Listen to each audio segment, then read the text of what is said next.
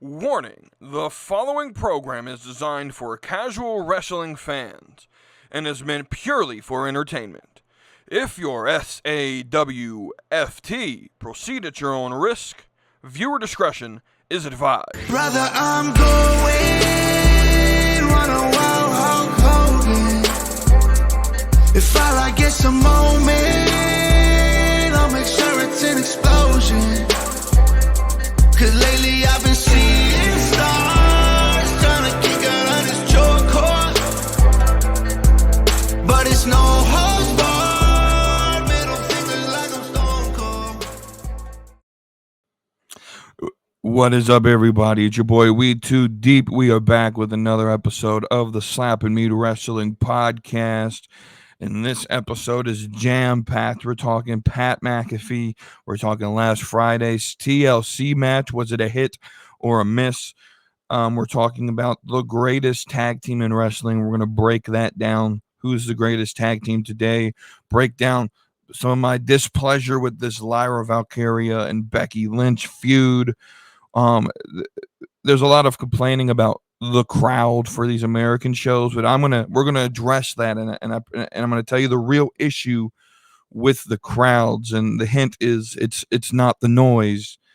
We're gonna discuss whether Backlash is a little bit disappointing from a card perspective.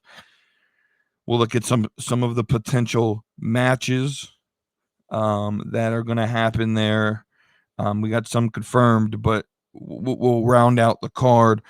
We'll talk about why I think that card's a little bit disappointing and what I think they're actually building to from a strategic perspective later this month. We'll talk about the Sami Zayn, Seth Rollins angle right now. And we will end with a brand new segment that we will end the Friday shows with. My name's WeTooDeep. Let's tune on in to this. Let's get started with it. First, let's get to a little bit of a housekeeping type thing, right? So as of this episode, this will be the last episode where that warning thing will play, because I believe the language of that does push away other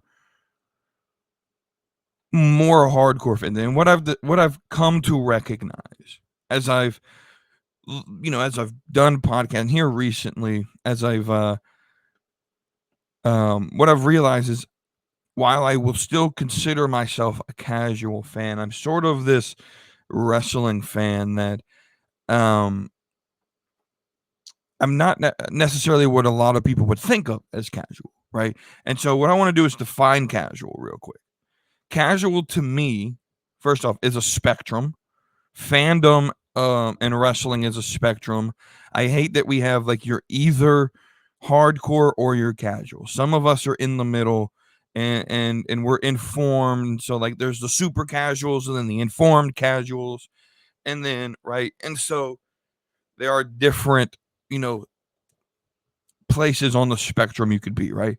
And so casual to me isn't based on how much you watch the product, but how you view the product. And so to me, a casual fan is someone who watches wrestling and they don't let the outcome of the show they don't let the outcome of the television show affect them on a daily basis outside of watching wrestling, right? So to me, a casual fan can 100% watch everything out there, New Japan, all of that stuff.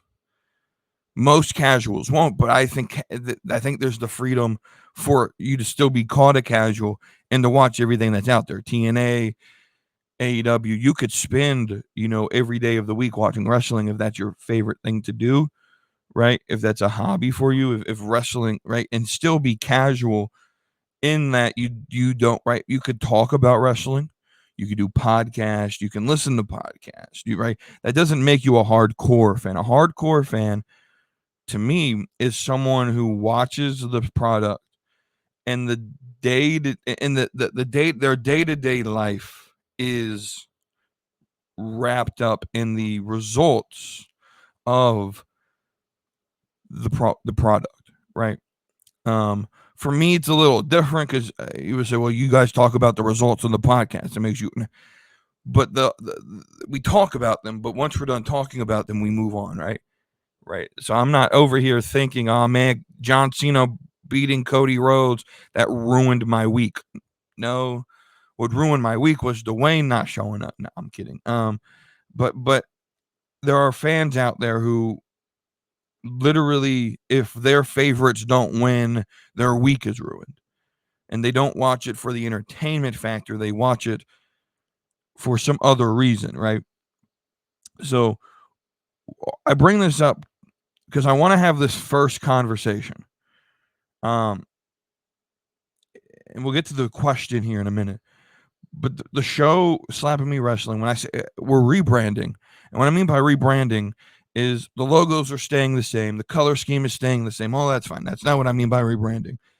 But the content and I'll just be honest, I've felt over the last couple months, week, about a year or so, this desire to not be so divisive towards the IWC, but I haven't because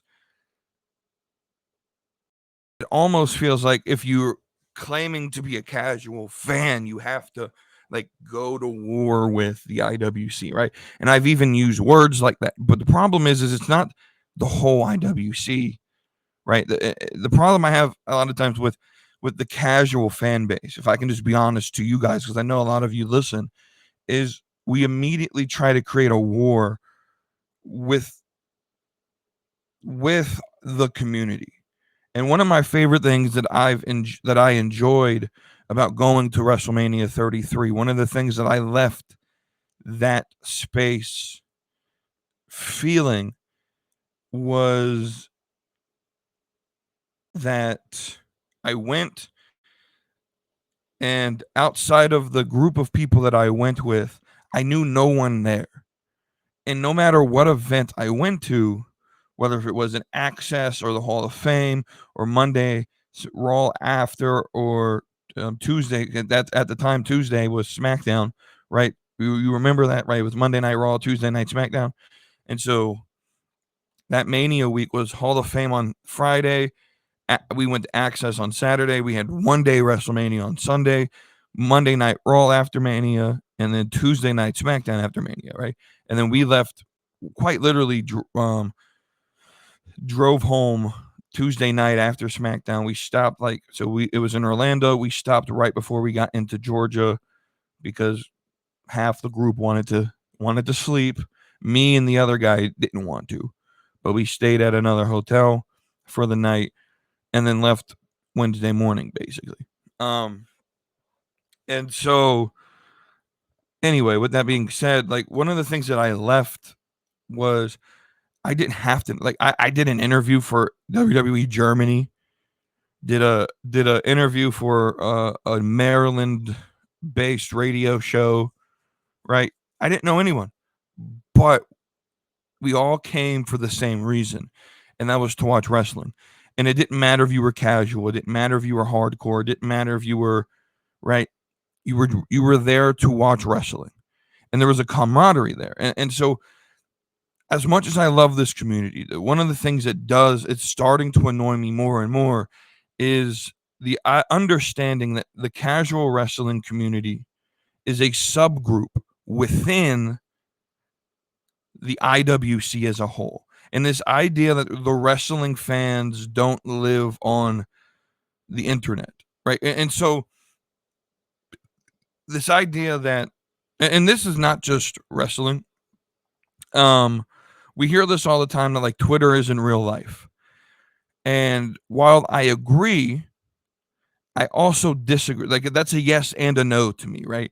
Because what we're starting to see with the newer generation, and again, this might be a generational thing, but my generation and younger, we get our news from Twitter because we don't trust the mainstream news sources.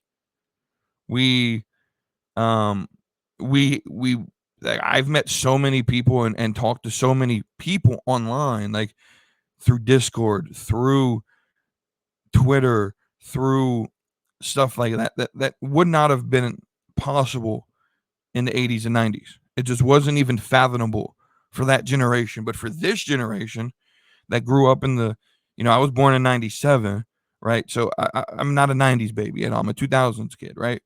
So who grew up in the 2000s and the 2010s, this new generation, we grew up online. And that is where that generation's starting to become, as the baby boomers are dying off, yet Gen X hitting their 50s, and they're still doing things the way they did it in the 80s and 90s. But you have a large group of the millennials and Gen Z who all of their news comes from online. All of their entertainment comes from either TikTok, Twitter, because now Twitter has reels. I don't know if you guys know that, but that's why all these apps are doing reels and right, because that's where the entertainment source is. And so this idea that the wrestling fan base as a whole doesn't live on Twitter, I don't think it's rational. I don't think it's logical, and I don't think it lives within the facts of the situation. Are there wrestling fans who come to shows who aren't on Twitter? Sure, 100%.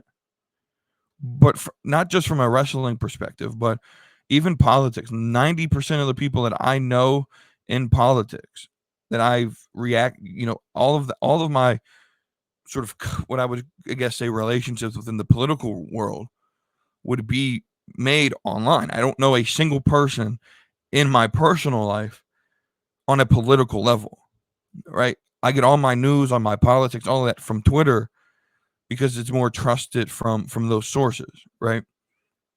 And so the idea now in our current generation that the town square isn't X. That's literally the reason Elon Musk bought it, was because he wanted to form a town square where you have the freedom to express yourself and your opinion. And you could be wrong, but you could have that discussion, right? And so the idea that the IWC is such a small subgroup that lives on Twitter, it's just not true. They're the ones going to the shows. They are, right? They are the ones going to the shows. Or at least 85%. I'm willing to bet that 85% of the audience on a given week in a wrestling show you will find on TikTok or Twitter at some point during the week. I don't believe that there's a large, vast majority of casual fans out there. I don't. It's bigger in the WWE. 100% agree with that. That there's a larger realm of, right. But what I believe is to be true, and there's no way to really monitor these statistics, so it really just has to be an opinion. From my experience,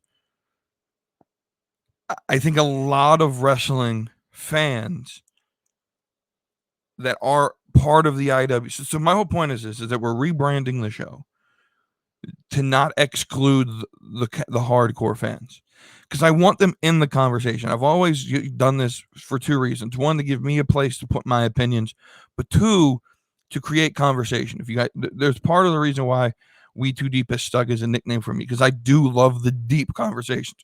We're going in the deep end, especially for this conversation, because now we're going to get to the question. So the question is this comes from a conversation that was had in one of my Discords.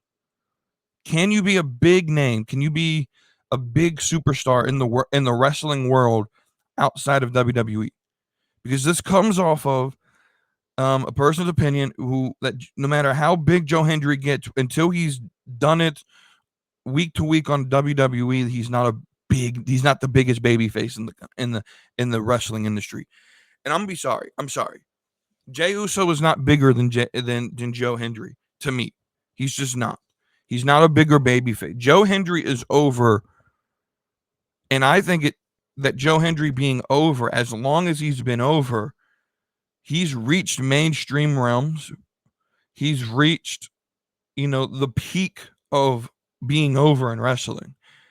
Right now, is he someone that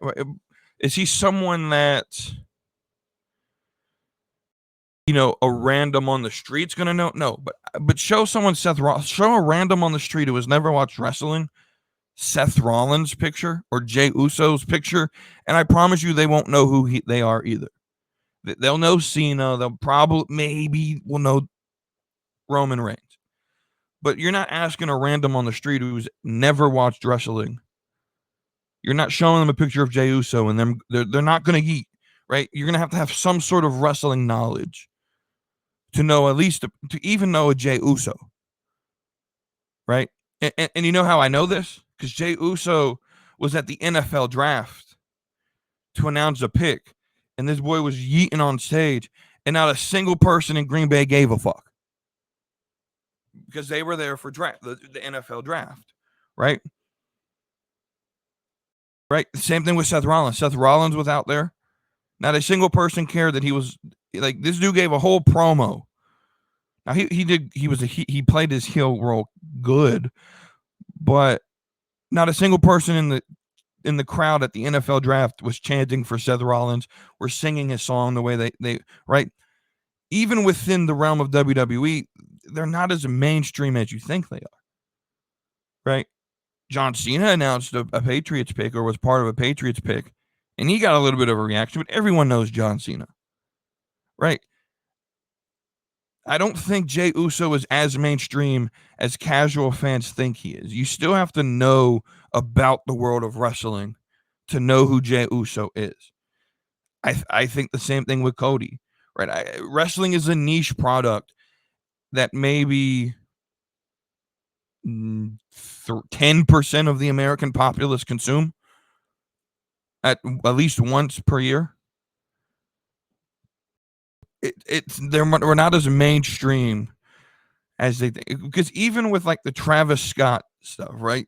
There's probably 40 to 50% of the American population who don't listen to mainstream rap music, who have zero clue who Travis Scott is or who Cardi B is, or right.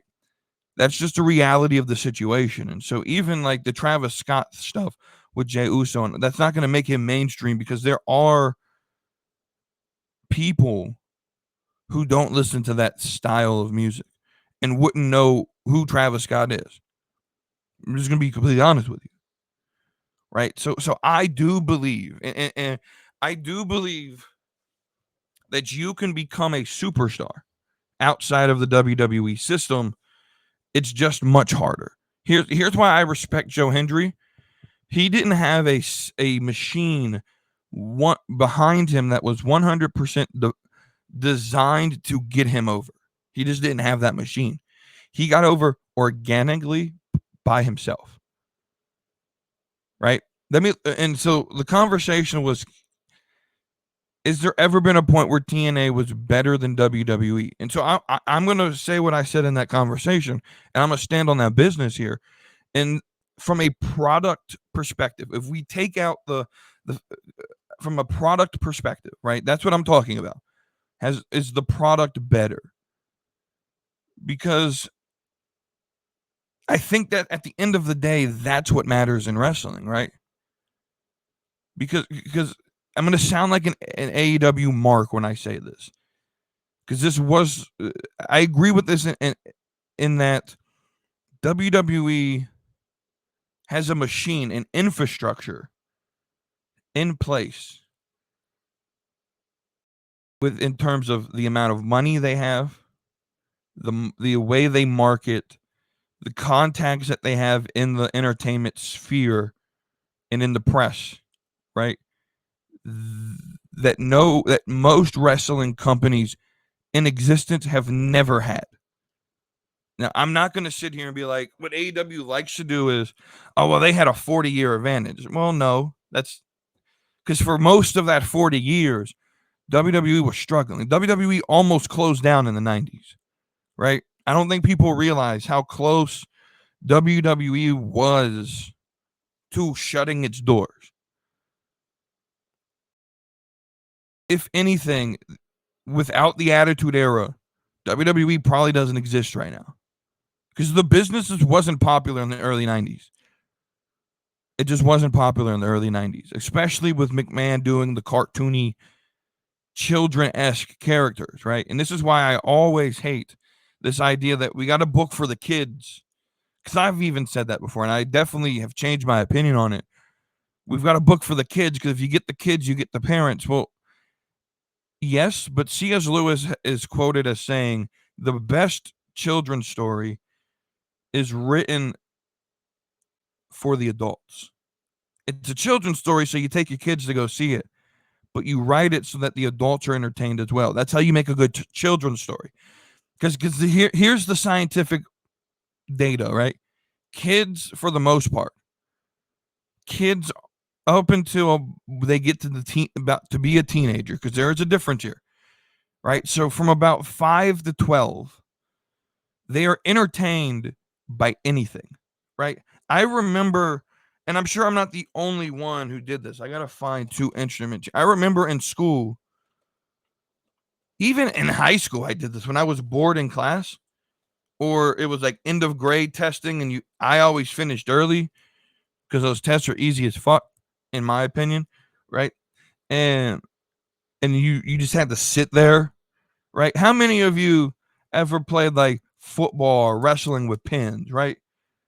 Or, how many of you as kids grew up and you could play with the door stopper for hours on end? Because children are entertained by anything. And there's a scientific reason behind it. There's a scientific, again, up to about age 12, 13, 14, right? They have a much wilder imagination. Anything that creates a stimulus probably is a new experience. And so it's creating brain synapses and connections, right? That are brand new experiences for them. So that keeps them entertained. There's a reason we as adults get bored more easier. We lose our imagination, and there's nothing new. There's really not a new experience. That's why adults, there are people like Darby Allin who are thrill seekers and they get bored easily. And so when the idea of going to Mount Everest, because it's an adventure, pops up, they do it. Because as an adult, especially when you get into the monotony of the day-to-day life where you do the same thing Monday to Friday, and then the weekends are all spent the same way, right? And it's the monotony of life. You lose that imagination, you lose your creativity. There's nothing new anymore. But as a child, seeing Jey Uso dance, that's entertaining to you. As an adult, it's not as entertaining. Why? Because it's corny, right? But you have no understanding of what corny is or what, right? As a child. And so, yes, have some characters for the children. Have your Jey Usos and your Cody Rhodes for the children. But understand, like, that with WWE, there is a marketing machine designed 100% for Jey Uso to get over.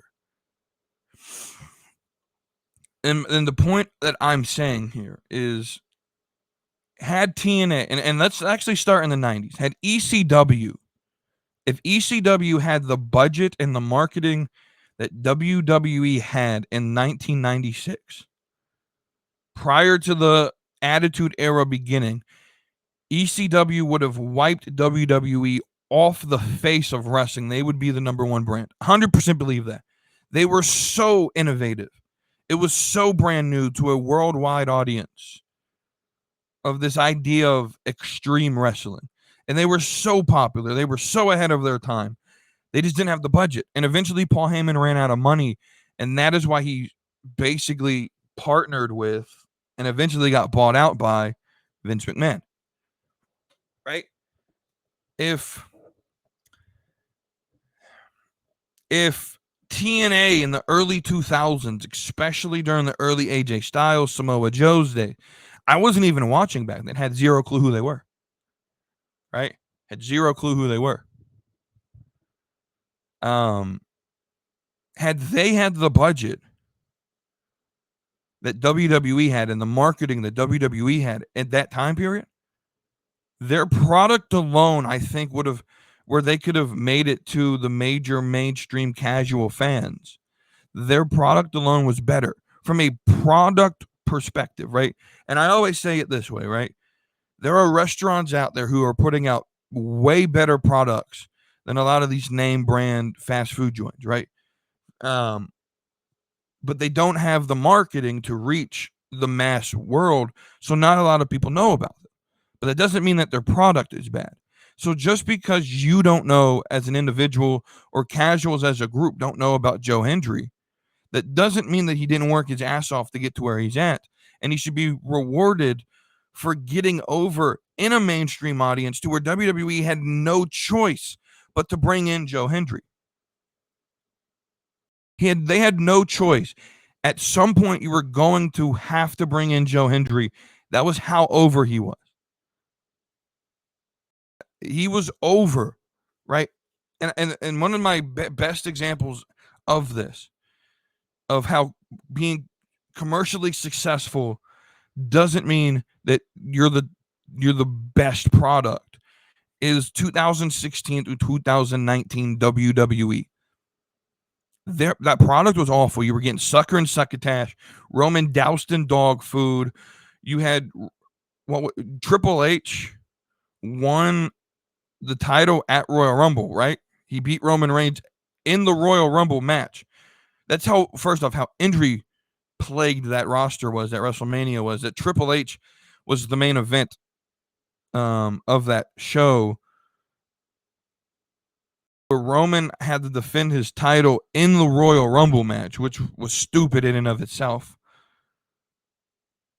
That pay-per-view was just that WrestleMania 32 was awful.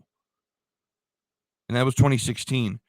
The booking was inconsistent. Vince was not being creative during this time period.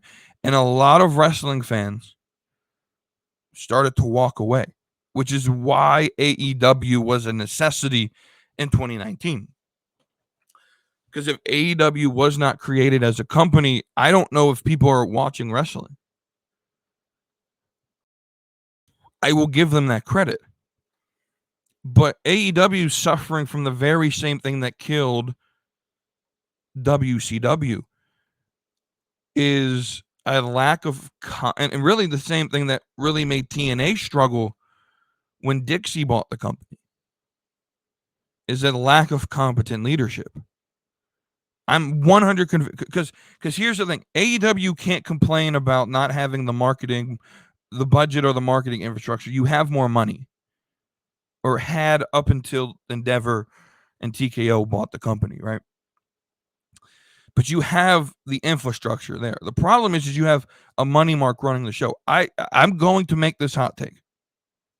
If AEW, with the talent and roster they have right now, if Tony Khan backed off of running the day-to-day operations and created a booking team led by someone like Bryan Danielson and Billy Gunn and the people who have let the wrestling people do the wrestling, and Tony Khan just financed the thing, AEW, I thoroughly believe, could start outdoing WWE.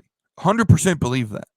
If you remove the egos and the incompetency that's backstage, and Tony Khan released and I'm going to use an example from the sports world of why I believe this is true.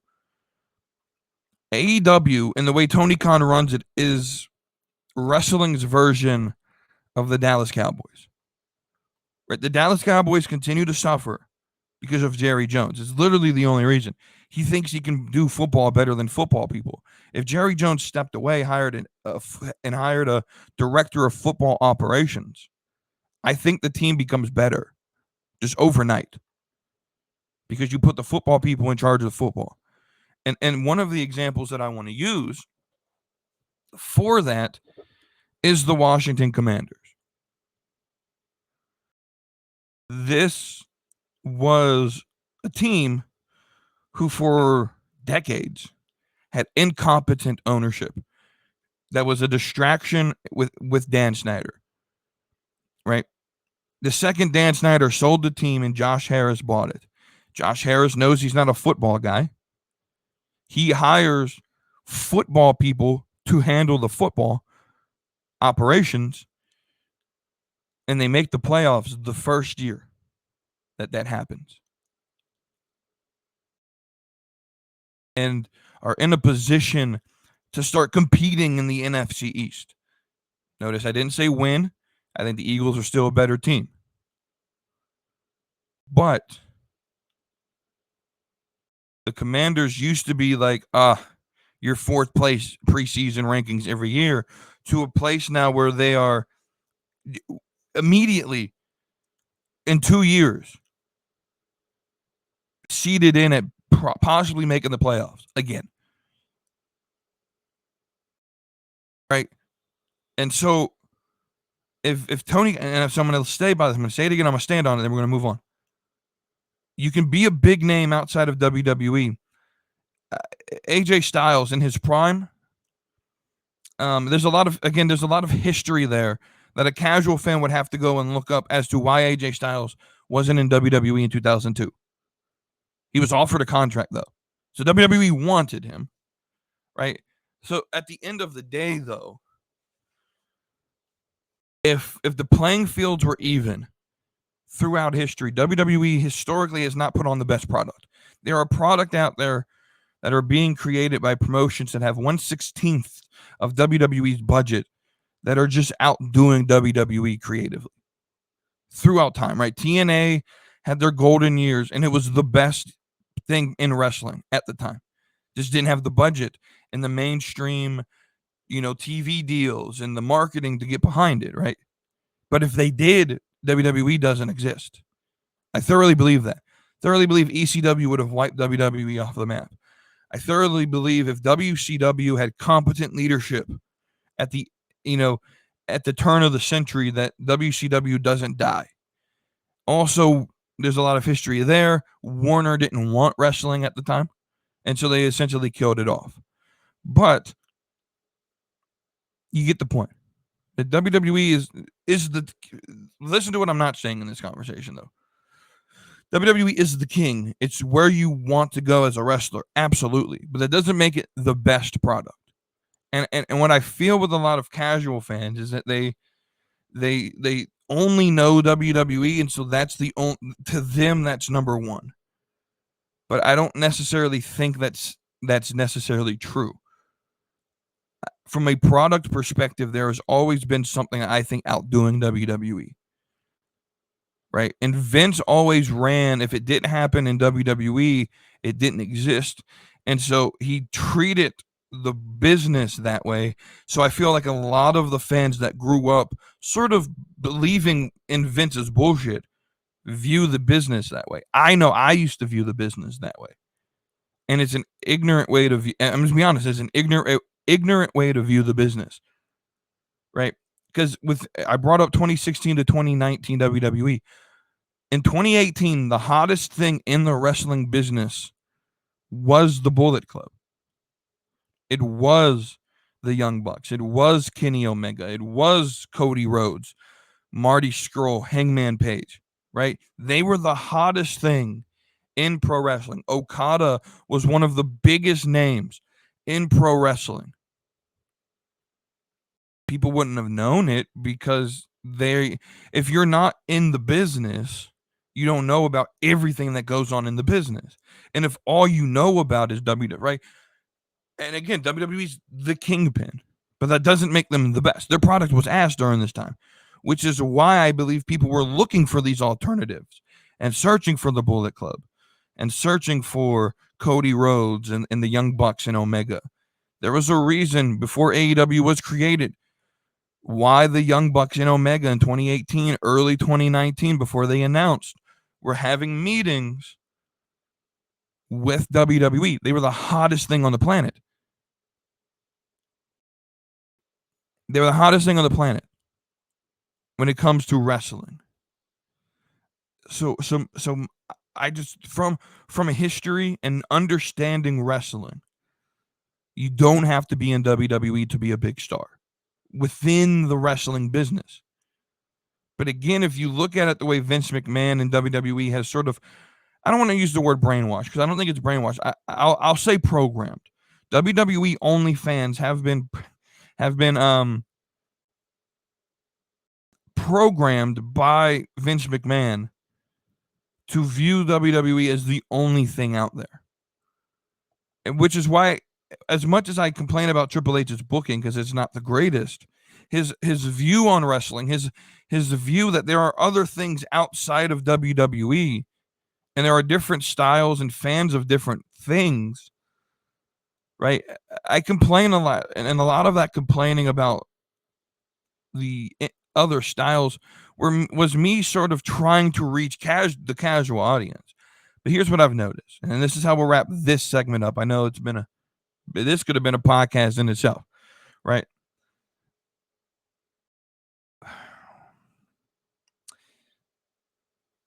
A lot of what I said then was trying to get the casual audience. But the casual audience, I promise you, is so small compared to what I think the casual fans think it is. Because the wrestling fans that I thoroughly believe the conversation, I thoroughly believe the IWC is 90% at the most, but somewhere between 75 and 90% of the people in the crowds at wrestling shows thoroughly believe are IWC.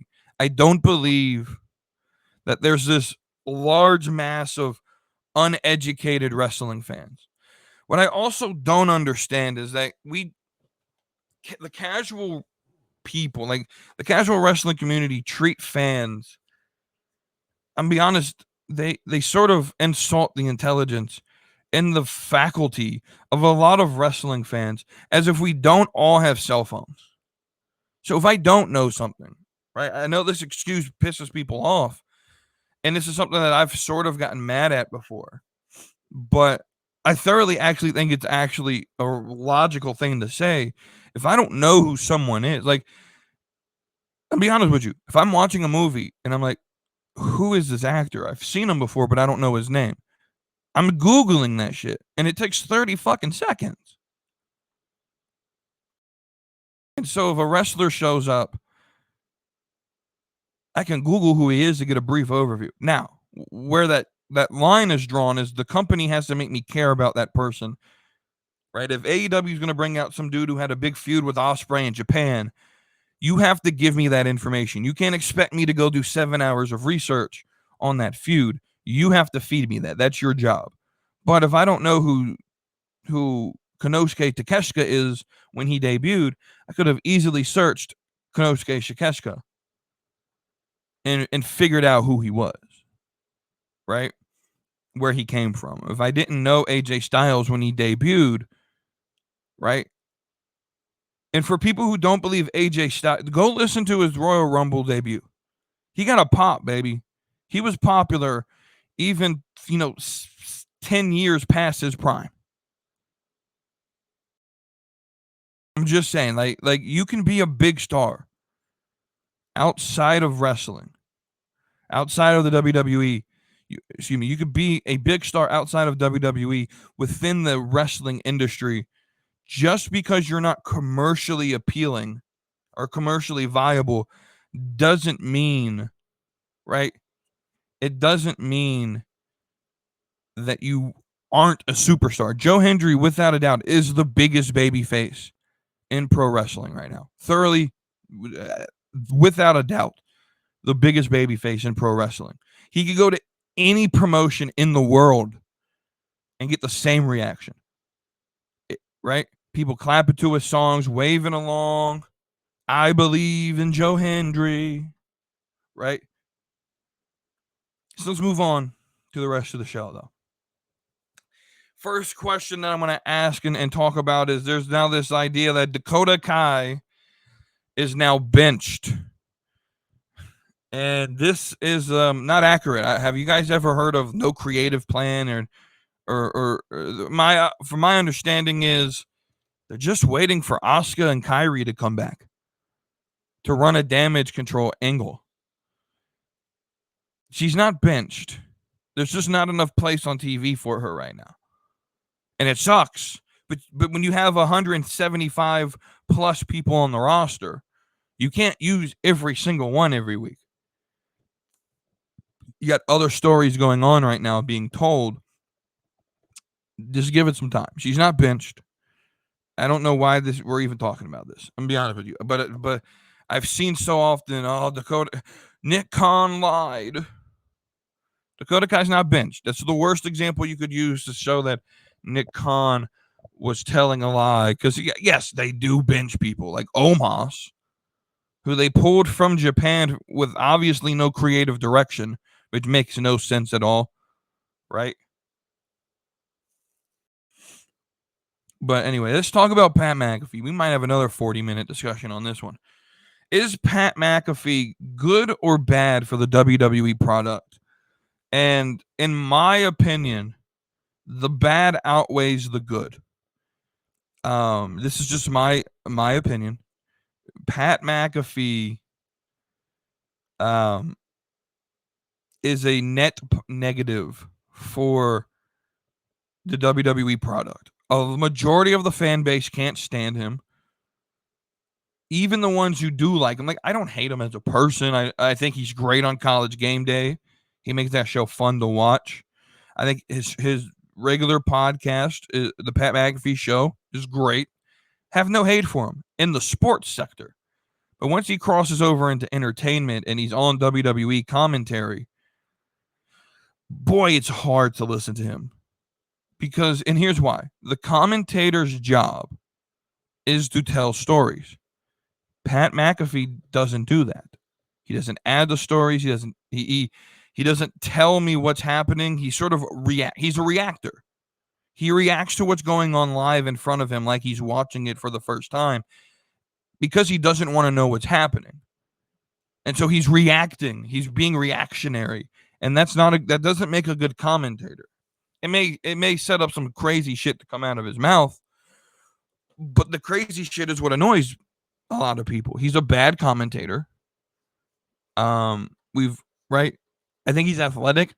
I think he makes a great one-time appearance at a WrestleMania as a surprise entrance. But once you get the week to week of Pat McAfee, boy, this gets dangerous. Dangerously just awful, right? As much as he's benefited Jey Uso with doing the yeet stuff, sure, so that's a good thing. But then some of the stupid shit he says on commentary, or he'll talk during entrances or during promos, or I still remember one of the things that told me okay, I'm done with this dude is Royal Rumble a couple years ago. I don't remember the exact year, when Hardy was performing, and everyone was trashing Hardy.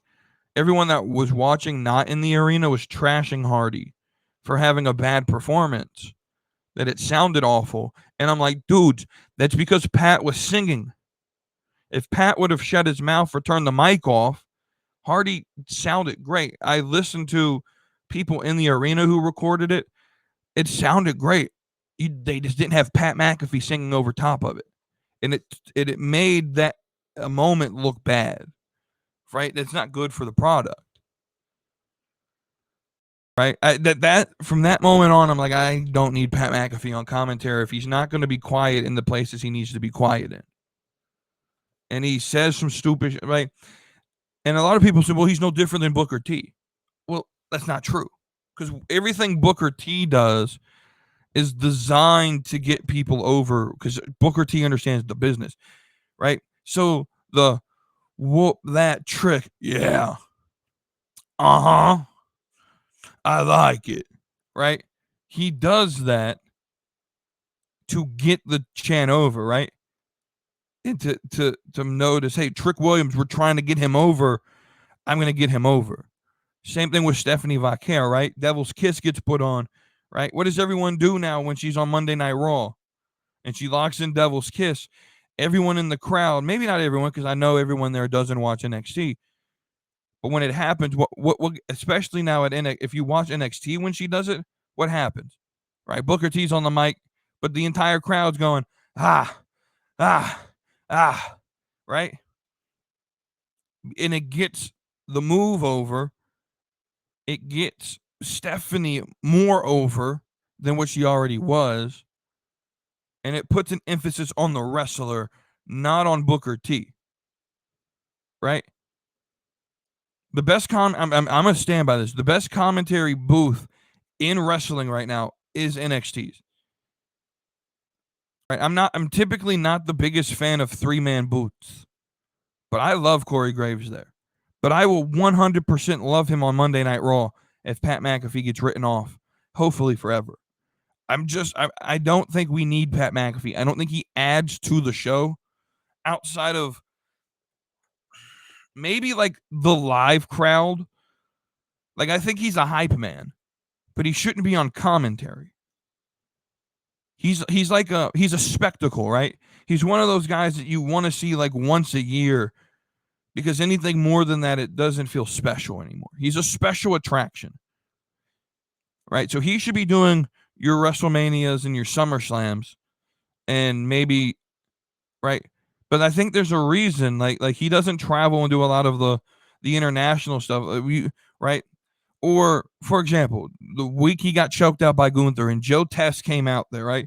As soon as Joe Test started on commentary, right, I immediately enjoyed the product a little bit more, because Joe Tessitore tells stories and he knows how to get me invested in what's going on the screen, right?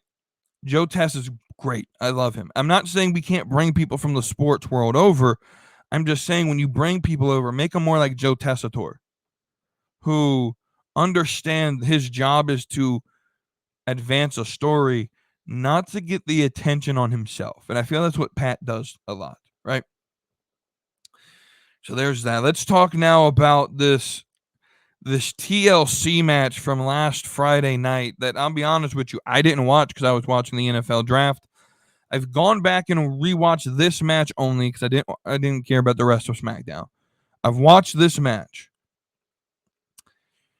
and it was good, but I think a lot of people are overreacting. This was far, far, far from one of the greatest I've seen people say like greatest TLC match of all time, or top 3 TLC match of all time. And I think that that's a very, very, very hard thing for me to believe, right? I've seen so many overreactions to this match. The match was fine, but here's my problem. It was fine because of the gimmick. I immediately like one of the reactions, and again, I don't like to go after casual fans, but this episode, that might be that. I'm gonna swing the paradigm to where I'm gonna go over some casual fans for a minute. This idea that, like, I didn't like a certain tag team, but then they did this TLC match, and now I like them. I don't know. I can't buy that.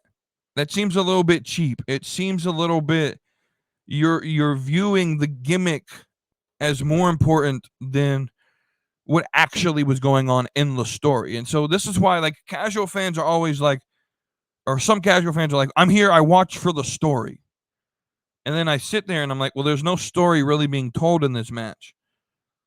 This is just a gimmick match. And they overreact. Great. I love this tag team now.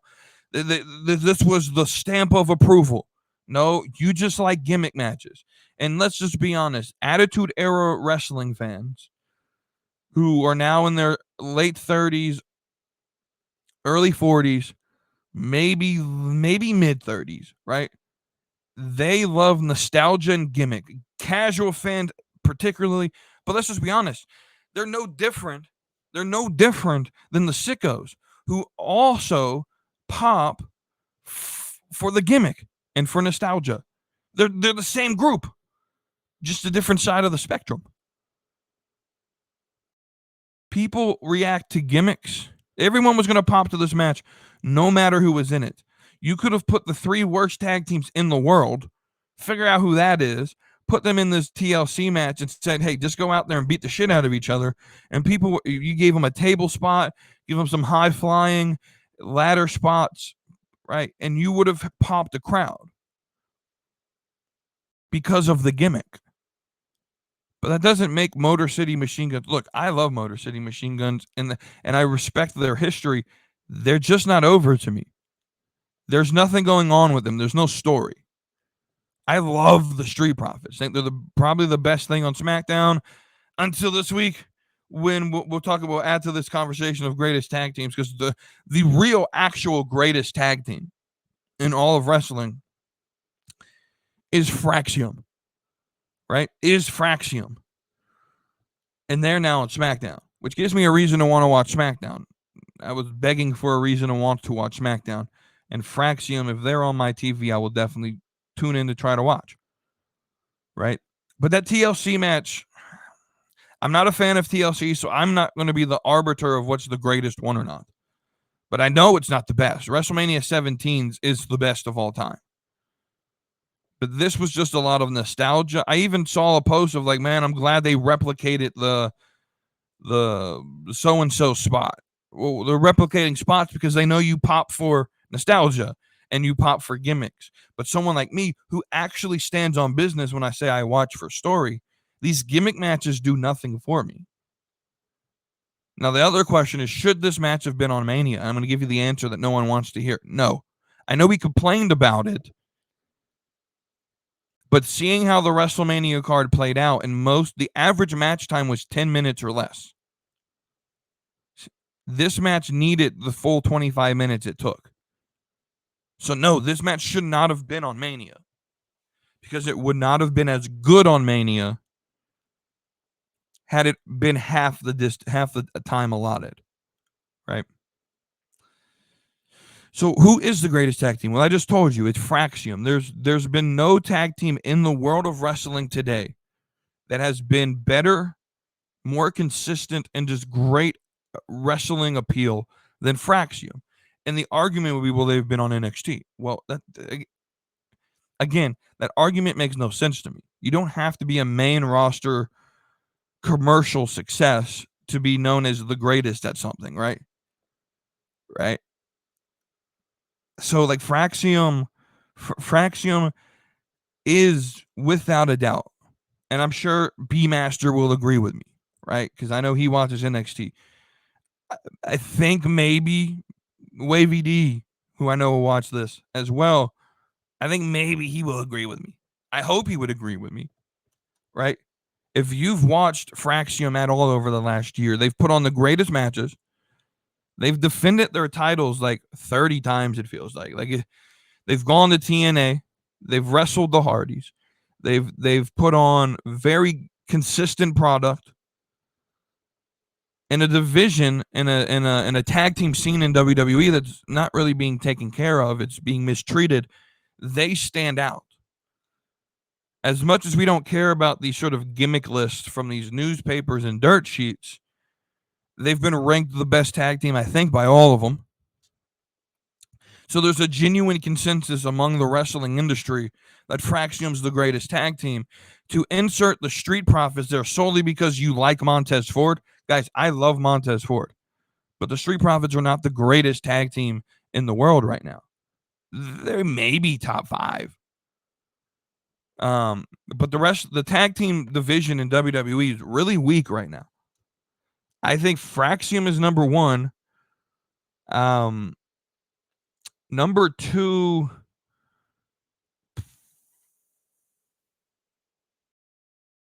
I don't know. Like, it's hard for me to make this list. All I know is Fraxium's leading, and they're ahead by a lot. That's all I know. That's the greatest tag team. That's all I got to say. That's all I got to say. Add to this conversation, right? Let's talk about Lyra and Becky, right? Bro, this fucking shit pisses me off. I'm just gonna be honest with you. Like Becky's first off, Becky can't be a heel. She's awful as a heel because she screams. She's a bad promo. This is really gonna bring out the worst in Becky Lynch, and not saying that from like a positive standpoint. Like, oh, this is gonna bring out the worst in the character of Becky. No. Like literally the worst. She doesn't know how to promo, right? Even her promo sounded very scripted and WWE stylistic, the way Vince McMahon would write promos. She started like growling. I was listening to JD from NY, and he was like, when it started happening, I thought I was watching I don't watch Lord of the Rings, so I don't know who the fucking character is. It Bilbo Baggins or whatever the fucking dude's name is? He goes, my precious, whatever the fuck his name is. I'm not culturally literate. Frodo, whoever it is, right? He loses the ring or whatever, and he starts growling, my precious. That's what Becky Lynch sounded like on the mic when she was screaming.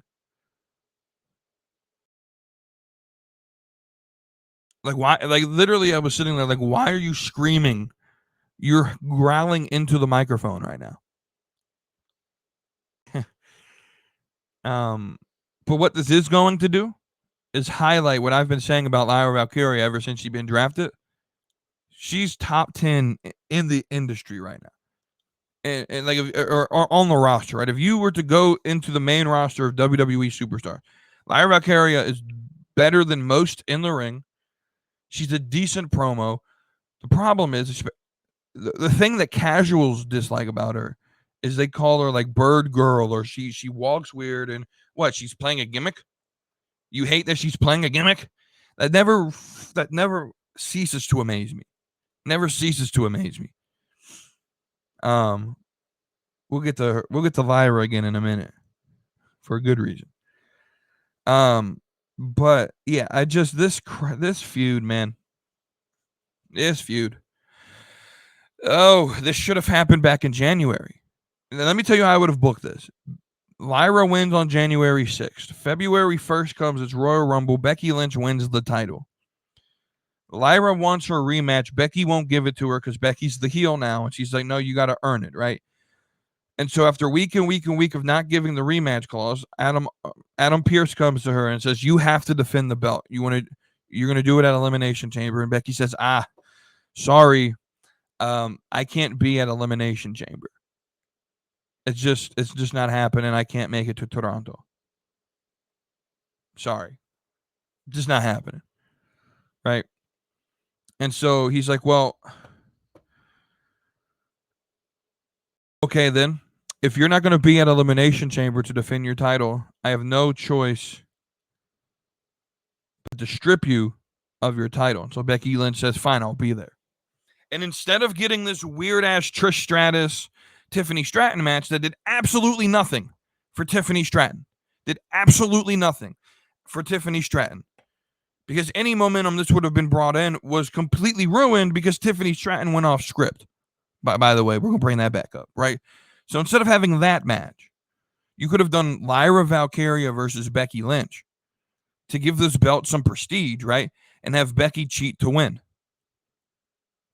She retains. Lyra goes and says, well, she cheated, Nick. Or Adam, excuse me. She cheated, Adam. You saw her cheat. Can I get another opportunity? And Adam Pearce says, absolutely. WrestleMania, where Lyra Valkyria now has gone a month and a half trying to earn back her title. And Becky Lynch is cheating to win at Elimination Chamber and ducking every advance to get another match. And Adam Pearce says, Becky, WrestleMania, you're defending in a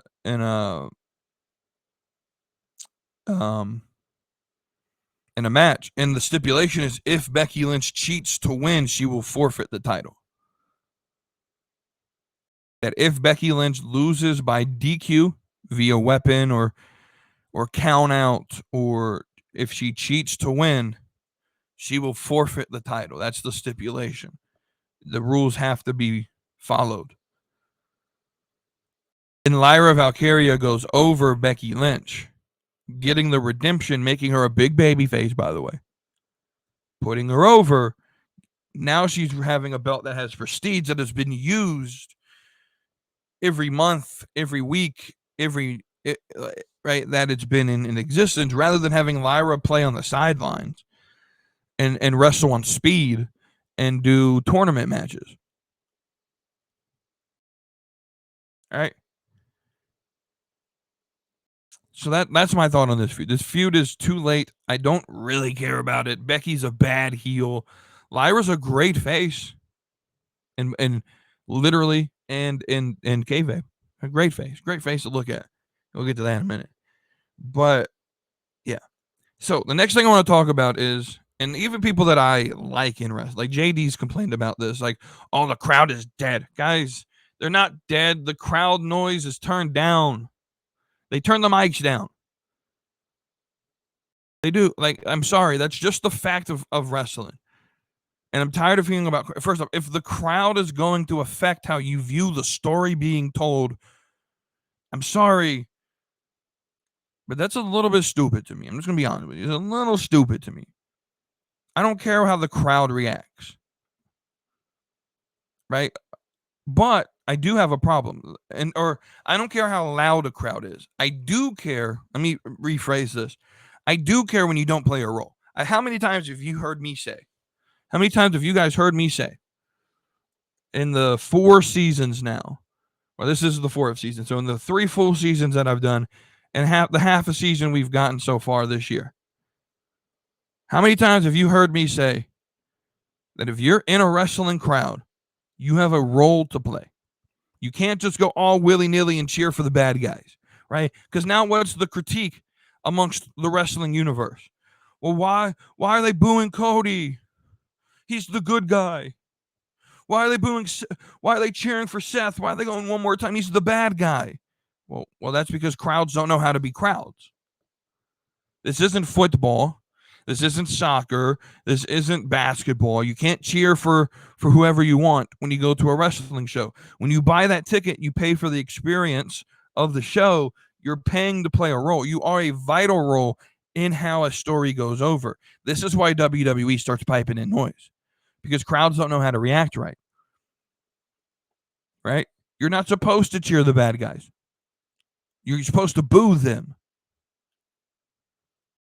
You have a role to play. That is the actual problem we should be complaining about with wrestling crowds, not the fact that a crowd is a little bit less noisy than the others.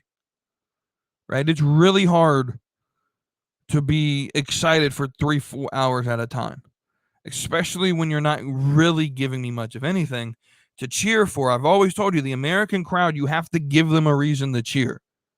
This isn't Europe, right? This is why I hate when they go to Europe, because everything gets compared out to the European crowds, because the European crowds pop. You could literally have a monkey shitting in the ring and the crowd will pop for it in Europe. I'm not even kidding.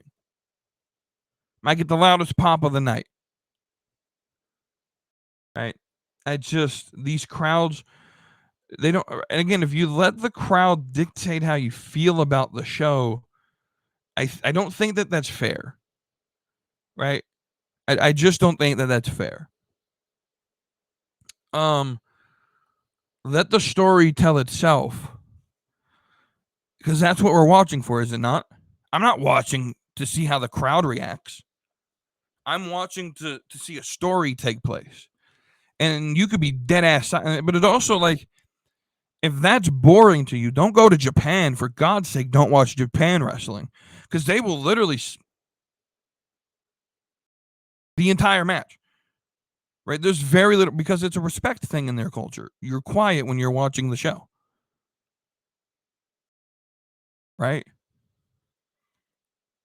I just think I think it's really, really, really stupid to complain about whether a crowd is hot or not. I don't really think it pays or plays that big of a factor in whether the show is good or not. People just overreact to that stuff. Oh, the Kansas crowd sucks again. No, they just want you to give them something entertaining and then they'll pop, right? I don't pay much attention to it.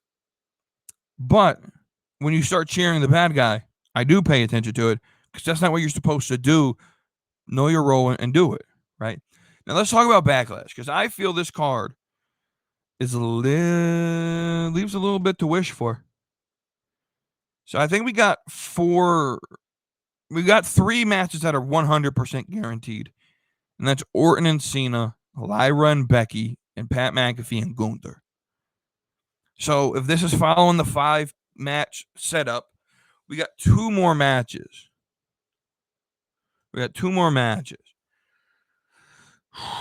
Boy, what are we going to do with these 2 matches? Well, are we doing Jay and Logan Paul? I can see that happening at a Backlash. a quick little win for Jey Uso. I think the other match we will do will be Rhea and Io Sky tagging against Roxanne and Julia for 2 reasons. This adds to Rhea and Io's story that I think will ultimately be the big story in the women's division on Monday Night Raw. It completely brings Roxanne and Julia to the forefront, but I think it also leads to Evolution 2, which I do think gets announced at Backlash. I think they're waiting till Backlash next Saturday to announce that. But I also don't know if those are going to be the matches, because you can't forget 2 weeks after Backlash, we have Saturday night's main event. We have a whole weekend in Tampa, baby. We got Friday night SmackDown in Tampa, Saturday night's main event in Tampa. Oh, and the greatest show going head to head against Double or Nothing is NXT Battleground live from Tampa Bay on Saturday, May the 24th. Or 5th. I don't remember which day exactly is Sunday. I think it's the 25th is Battleground. 24th will be Saturday night's main event. Yeah. So Saturday the 24th is Saturday night's main event. So what are we going to get there? Because I think this is where they're trying to build long term to. So I think that's where we're going to get excuse me. I think that's where we're going to get the Sami Zayn Seth Rollins match. Right? And I think it's going to be Sami and Punk versus Seth and Braun. Right? A lot of people are like, well, we're building the Backlash. If this is going to be the match, where's CM Punk at after getting attacked 2 weeks ago? Where's Roman? Well, Roman's been basically confirmed not to be on TV till at least Money in the Bank. Hey, that's about the time I told you were going to get fed again, right? Yeah. It's like I know shit. Roman Reigns is winning Money in the Bank, by the way. That's my pre Money in the Bank prediction. Roman Reigns is winning Money in the Bank. It's the only thing he hasn't won in WWE, and I think it's going to set up something long term. But just we'll wait for that. But I think Saturday night main event will be Sami and Punk versus Seth and Braun Breaker. I think that's where the new member is shown up. I think Tiffany will, if Rhea and Io, they're not technically defending the titles, or Io's not technically defending the title, but it's going to be on the champion's going to be on the card in some form. I think Tiffany and Nia Jax will be the match at Saturday night main event. Nia hasn't had an actual rematch on a PLE type card. I think we'll get AJ Styles and Dominic at Saturday night's main event. I think we'll get the War Raiders New Day rematch at Saturday night's main event. We know John Cena will be there, but not sure if it's in a wrestling capacity. I don't think it will be. We'll play into the angle of, I told you I would be at 27 appearances, not 27 matches. So Cena will be there. Those are where I think we're headed, right? Maybe some other match to build into Revolution. Maybe Zelina and Chelsea do another one. Good thing to check is, where is this event being held? I have no idea.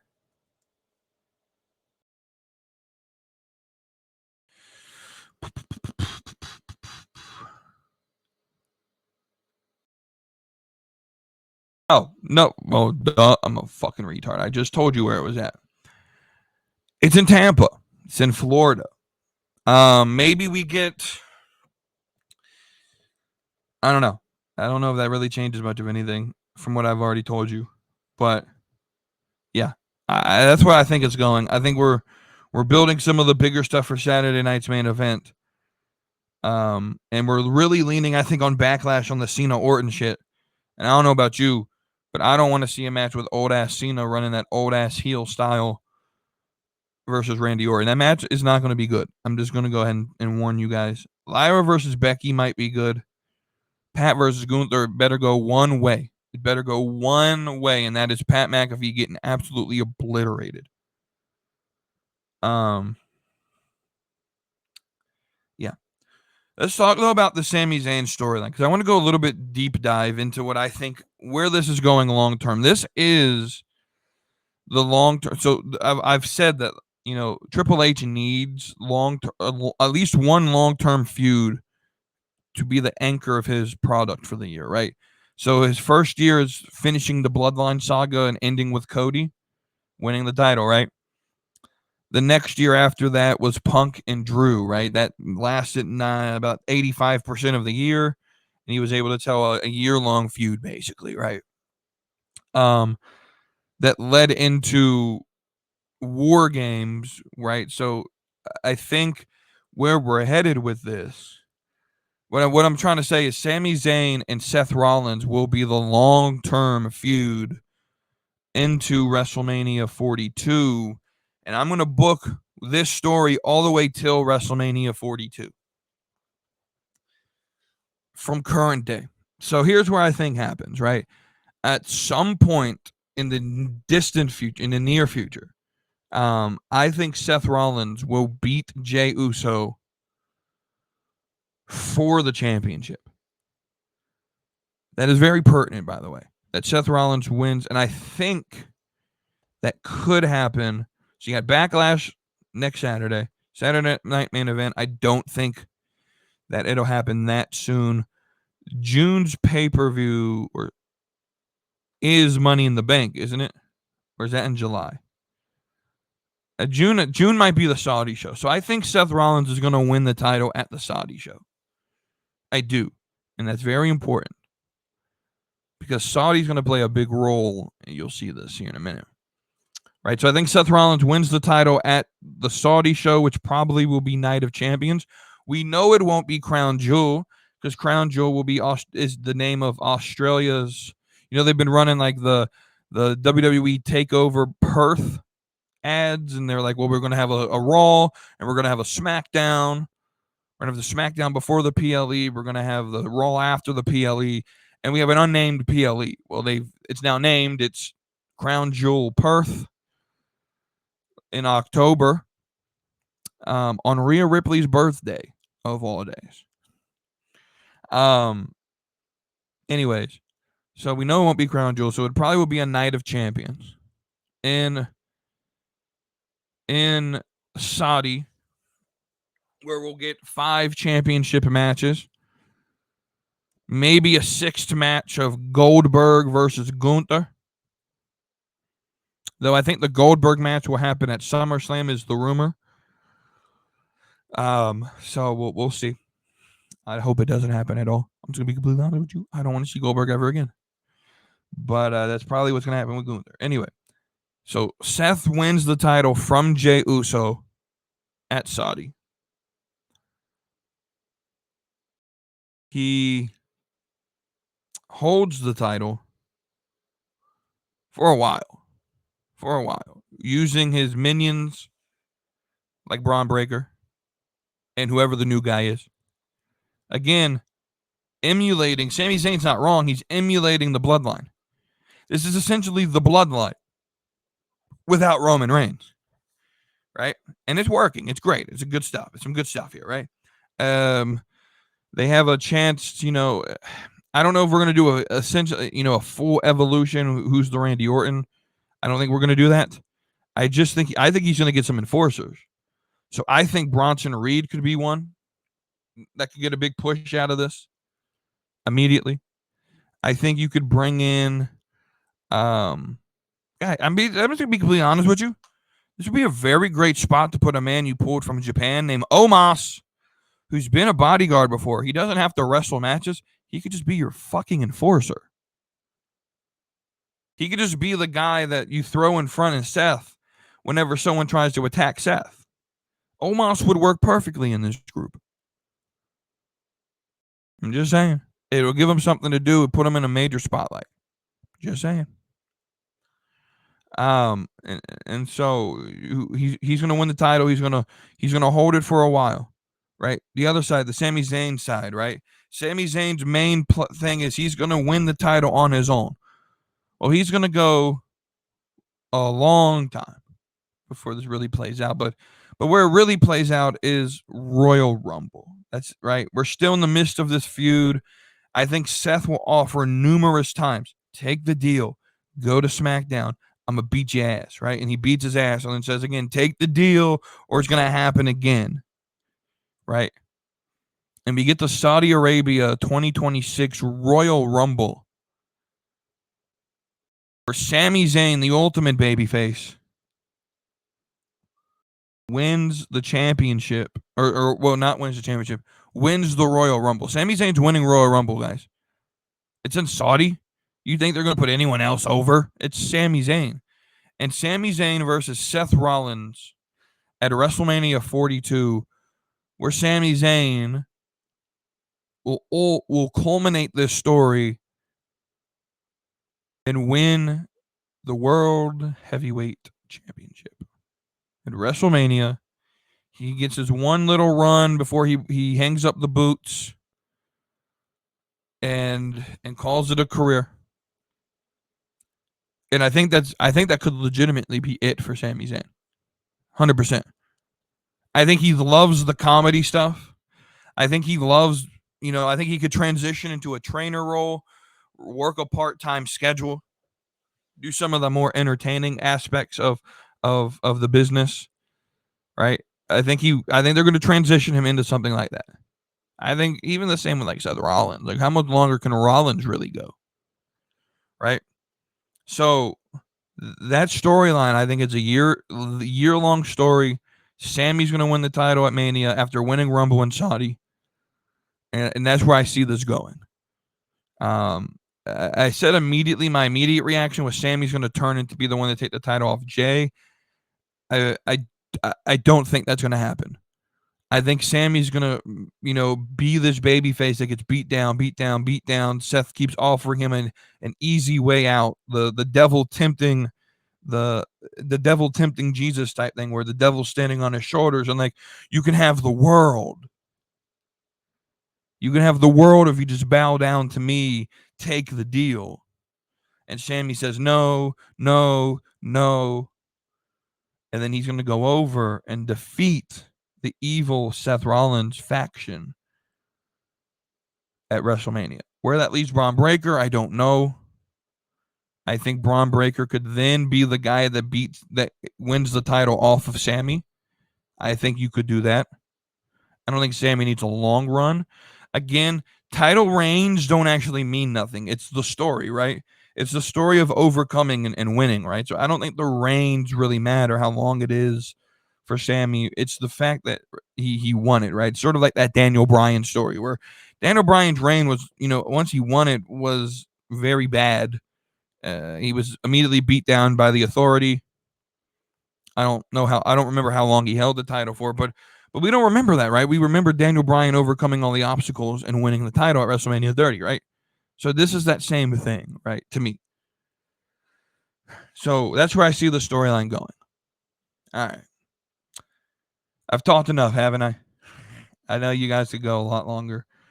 But with that being said, we're going to end this show with a brand new segment that I'm going to call the Deep Five. Now, the Deep Five is a segment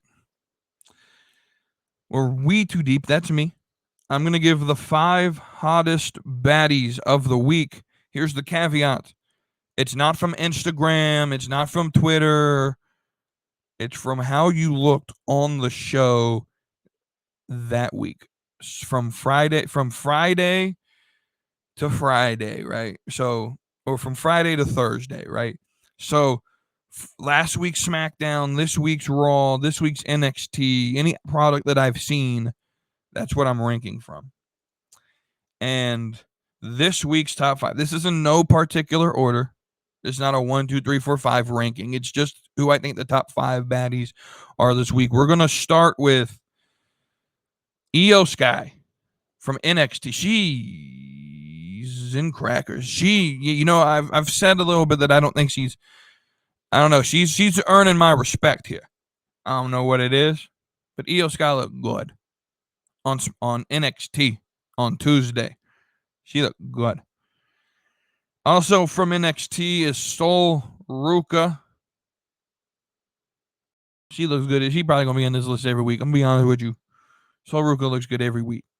But yeah, nah, she looked good with that title on her waist as well. Yeah, so she's on the list. The remaining three are from Monday Night Raw. We'll start with Roxanne Perez. Looking good. The yellow really makes her stand out a little bit. Lyra Valkyria. Y'all be hating on her for no reason. She a baddie. I'm going to need some respect on her name. And as always, she has a permanent spot on the Deep 5 list. Even if she's not on TV. She was on TV. So this is from Raw. But even better, Tuesday night on the list. She was at the end for about 30 seconds. I was going to be sad if I didn't see her on Tuesday. But I got her on a match on Monday. So, you know, you can't have too much of a good thing, right? It'll kill you. Stephanie Vaquer. Without a doubt, if there was a ranking, she would be number one. Stephanie Vaquer. First off, great match against Ivy Nile. So a little bit. It was not the best match, but it was a good match. It was a good one.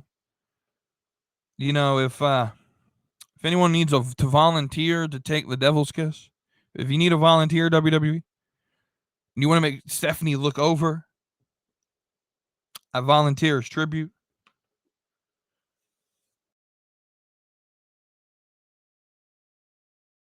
Anyway, that was weird. Sorry, but